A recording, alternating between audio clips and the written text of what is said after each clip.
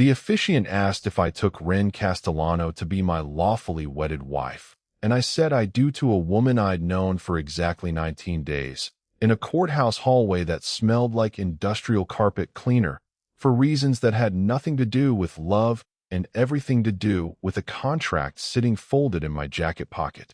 30 days, it said. 30 days of marriage, and then an annulment, clean and quiet, and $40,000 deposited into my account for services rendered. I didn't expect, on day 29, to be standing in our kitchen listening to her ask me to stay. My name is Graham Ashworth. I was 31, a freelance contractor between jobs after a project fell through and left me with a gap in income one hadn't budgeted for, which was the only reason I'd answered an ad that read, in its entirety, seeking man for temporary marriage arrangement. Discretion required. Compensation is generous.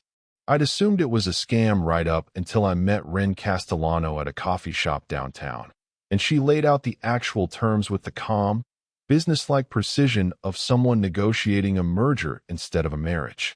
Ren was 29, an architect who'd just inherited a controlling stake in her late grandfather's firm, contingent on a single infuriating clause buried in his will that required her to be married before her 30th birthday or forfeit the inheritance entirely to a cousin she described, with visible distaste, as spectacularly unqualified and aggressively confident about it.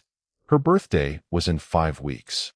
She didn't have a boyfriend, didn't want one on this timeline, and had decided, with the kind of efficient logic I'd later learn was entirely characteristic of her, that a temporary contractual marriage was the cleanest solution to an absurd problem. I need someone reliable, she'd said, sliding a folder across the table like she was interviewing me for a job, which, in a sense, she was. Someone who won't cause a scene, won't get attached, and can convincingly play the part in front of my family for exactly as long as necessary. 30 days minimum, for legal cleanliness. Then we file for annulment, and you never have to see me again. That's oddly specific. I'm an architect. I like specific. She'd tapped the folder. $40,000. Half now, half on day 30. Are you interested? I should have said no. That was the sensible move, the outside observer move, the one where a man recognizes a stranger's business proposal for the complicated mess it obviously was and politely declines. Instead, staring at a number that would cover 6 months of rent and then some, I said yes, because sensible had stopped being an option the day my last client ghosted me on a 4-figure invoice.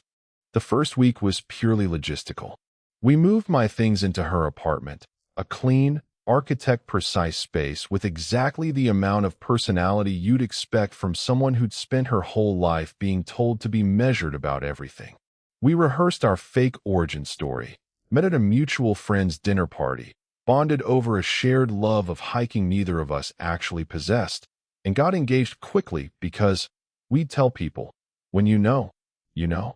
We practiced small domestic gestures for the benefit of anyone watching, my hand at her back walking into rooms, her laugh at my jokes calibrated to look genuine to an outside observer. What I hadn't planned for was how quickly the rehearsed gestures started feeling less like performance and more like something else entirely. It started small. She left a coffee out for me most mornings without being asked, black, exactly how I took it, after apparently clocking my order once, weeks earlier, without either of us mentioning it.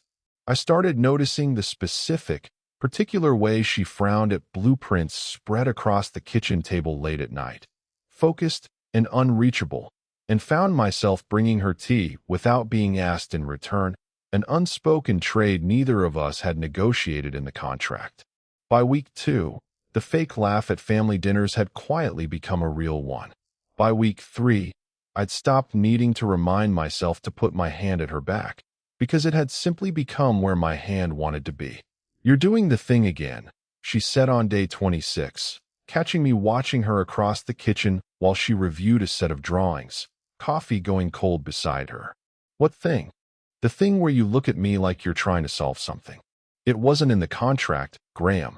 She said it lightly, but there was something underneath it, careful, like she'd been noticing it for longer than she was letting on. Neither was the tea, I said. I think we've both been quietly renegotiating terms nobody wrote down.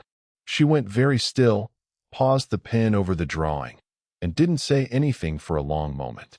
For more days, she said finally, not quite meeting my eyes. Then this is officially over, and you go back to your actual life, and I go back to running a firm without a fake husband cluttering up my kitchen. Is that what you want? It's what we agreed to. She said it like a fact she was reciting rather than one she believed, and something in her voice cracked just slightly at the edges. I didn't push it that night. I told myself the contract was the contract, that whatever had grown quietly in the margins of a business arrangement didn't actually override the terms either of us had signed, and that in 4 days I'd take the second half of the payment, sign the annulment paperwork, and go back to being a stranger who'd once married a woman for money. Day 29, I came home from a job interview to find her sitting on the kitchen floor, back against the cabinets, a bottle of wine mostly empty on the counter above her, staring at nothing in particular. Ren, I ran the numbers, she said, not looking up. Every possible version of what happens after tomorrow. What I say to my family. What I do with the firm.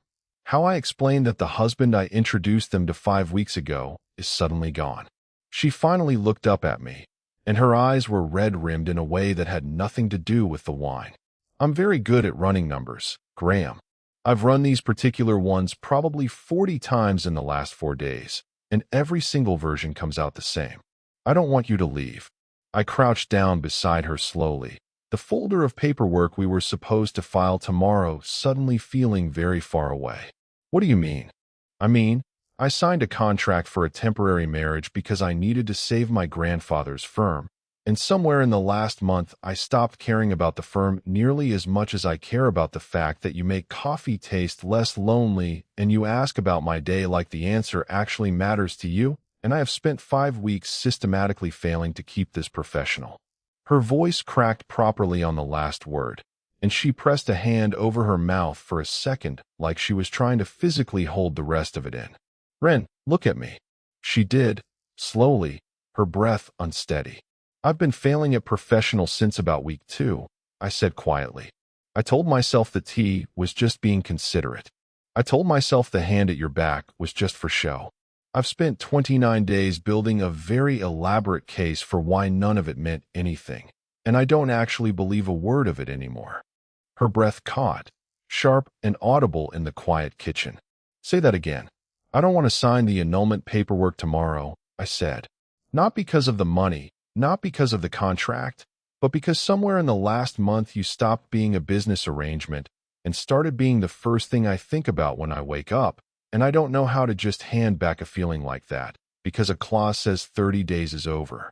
Ren made a sound that was half laugh, half something closer to relief, and reached for my hand where it rested on the kitchen floor between us.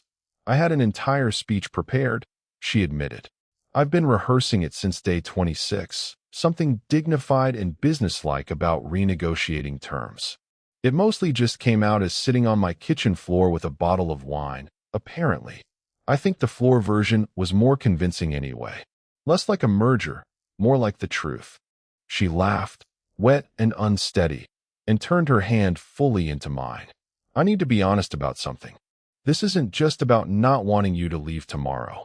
I think I actually fell in love with my fake husband somewhere around week 3, watching you argue with my building's ancient dishwasher like it had personally wronged you. And I have no idea what to do with that information except tell you and hope you don't think I'm insane. I don't think you're insane, I said. I think we accidentally built something real inside something that was only supposed to be paperwork, and I'd very much like to find out what happens if we stop pretending it's still just paperwork. Her eyes went bright, glassy in the kitchen light, and for a moment neither of us said anything else. We just sat there on the floor holding hands like the last 29 days had all been building toward exactly this conversation. So what do we do? She asked. Tomorrow's technically day 30. The contract says annulment. Then we don't file it, I said. We tear it up, and we start actually dating like 2 people who didn't skip that step entirely. And we tell your family the truth eventually, in whatever order makes sense, and I stopped pretending I ever wanted that second payment more than I want to see how this actually turns out. You'd give up the rest of the money? Rin, I fell for you somewhere around a cup of coffee I didn't ask for. The money stopped being the point weeks ago. She laughed again, properly this time, and leaned in before I could say anything else, and I met her the rest of the way, kissing her there on her kitchen floor with an empty wine bottle and a folder of unsigned annulment paperwork sitting forgotten on the counter above us. She made a small, surprised sound against my mouth, then kissed me back like 30 days of careful professional distance had simply run out of patience all at once. When we broke apart, she was smiling, breathless, forehead resting against mine. My grandfather would find this entire situation deeply amusing. Your grandfather wrote an inheritance clause that accidentally engineered his granddaughter's actual marriage. I think he'd take full credit. He would. Loudly.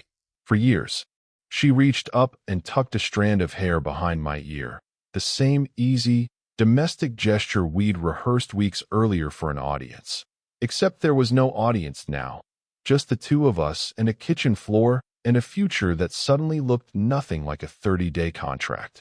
We told her family the actual truth 2 months later, over a dinner that started tense and ended with her mother laughing so hard she had to leave the table, insisting she'd suspected something the moment she watched us at the engagement dinner, that no fake couple argued that comfortably about parking. The firm stayed in the family, exactly as her grandfather intended, though not, as it turned out, for the reasons his will had originally anticipated. Ren keeps the original contract in a drawer in our kitchen now. The second payment never collected, torn cleanly down the middle, a strange kind of souvenir from the 30 days that were supposed to be fake and turned out to be the realest thing either of us had ever signed our names to. What would you have done if a temporary marriage arrangement turned into something neither of you expected? Have you ever had something that started as a transaction become the realest relationship you've ever had? Tell your story in the comments. If you like this one, leave a like, subscribe, and I'll see you in the next.